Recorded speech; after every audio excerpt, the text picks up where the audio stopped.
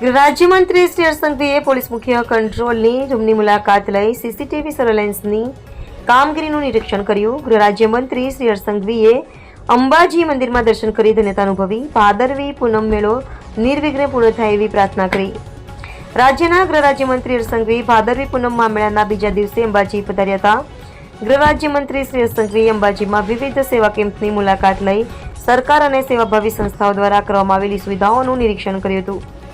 ગૃહ રાજ્યમંત્રી શ્રી હર્ષ સંઘવીએ આ પ્રસંગે જિલ્લા પોલીસ વિભાગ દ્વારા સંચાલિત મુખ્ય કંટ્રોલ રૂમની પણ મુલાકાત લીધી હતી. તેમણે સીસીટીવી સર્વેલન્સની કામગીરીનું નિરીક્ષણ કર્યું હતું. એઆઈ ટેકનોલોજીના સમન્વયથી અસામાજિક પ્રવૃત્તિઓ પર બાજ નજર અને મેળામાં દરેક યાત્રિક ભય વિના હરી ફરી શકે અને નિર્ભય બની શકે એ વ્યવસ્થાને બિરદાવી રાજ્ય સરકારને માઈ ભક્તો માટે કરેલી વ્યવસ્થાઓ અને આયોજન અંગે જણાવ્યું હતું.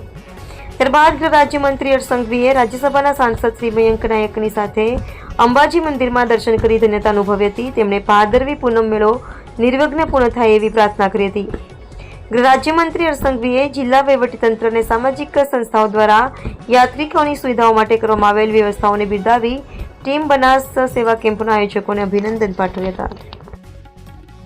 ભાદરવી પૂનમ મહામેલો 2025 આ વર્ષે જાણે કે લાખોની સંખ્યામાં માઈ ભક્તો ચાલતા ચાલતા કિલોમીટરો દૂરથી માઈ ભક્તિ માટે જ્યારે અંબાજી પધારી રહ્યા છે, ત્યારે હું સર્વપ્રથમ ગુજરાતની તમામ સમાજની સંસ્થાઓને નતમસ્તક વંદન કરીને અભિનંદન આપું છું. જે સંસ્થાઓના અગ્રણીઓ જેને કોઈ દિવસ ઘરમાં પાણીનું ગ્લાસ ના ભર્યું હોય એવા લોકો આ ગરીબ મધ્યમ વર્ગ અને માઈ ભક્તોની સેવામાં કોઈ પગ દબાવતું હોય છે તો કોઈક 18 કલાક ખડે પગે એમને ભોજનની વ્યવસ્થા કરાવતું હોય છે. ગુજરાત સરકારના ડૉક્ટરો, મેડિકલ ટીમ, આ બધા જ લોકો ખૂબ મોટી સંખ્યામાં આવા માઈ ભક્તોની સેવામાં લાગ્યા છે. હું મારા રાજ્યના સૌ સફાઈ દૂત ભાઈ બહેનોને નતમસ્તક વંદન કરું છું. કોઈક ભૂલચૂકમાં કોઈ પાણીની બોટલ કે કચરો રોડ પર ફેંકે તો તાત્કાલિક એને ઉઠાવવાની જે કામગીરી સૌ સ્વચ્છતા દૂત દ્વારા જે ચાલી રહી છે એ આ વર્ષે સ્વચ્છતા બાબતે બી ખરેખર ખૂબ મોટી કામગીરી કરેલી છે. ટુરિઝમ દ્વારા બધા જ પ્રકારની રહેવાની વ્યવસ્થાઓ અને ખાસ કરીને બનાસકાંઠા જિલ્લા વહીવટી તંત્ર એ ખૂબ અભિનંદનને પાત્ર છે. બનાસકાંઠા જિલ્લા વહીવટી તંત્ર અને પોલીસ વિભાગ દ્વારા આ વ્યવસ્થાઓમાં જે ઉત્તરોત્તર પ્રગતિ કરી છે તે અદ્ભુત છે. આપ જોઈ શકો છો કે ભાદરવી પૂનમને હજી બી કેટલા દિવસની વાર છે, તે પહેલાં જ લાખો લોકોની જનસંખ્યા દરરોજ અંબાજી સુધી પધારી રહી છે.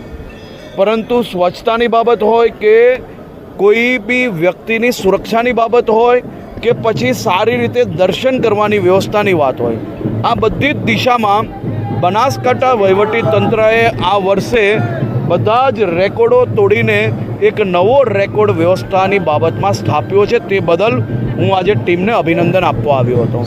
5500 જેટલા પોલીસ જવાનો સુરક્ષામાં લાગ્યા છે, 600થી વધારે સીસીટીવી કેમેરાઓ, અને એ સીસીટીવી કેમેરાને જોડે એઆઈ ટેકનોલોજીના માધ્યમથી કેટલા પાર્કિંગમાં કેટલા ટકા જગ્યા ખાલી છે, કેટલા પાર્કિંગો ઓવરફ્લો છે, એની સાથે સાથે કોઈ બી ગુનેગારો સીસીટીવીમાં નજર આવે તો એઆઈ ટેકનોલોજીના માધ્યમથી ફેસ ડિટેક્શન થાય છે.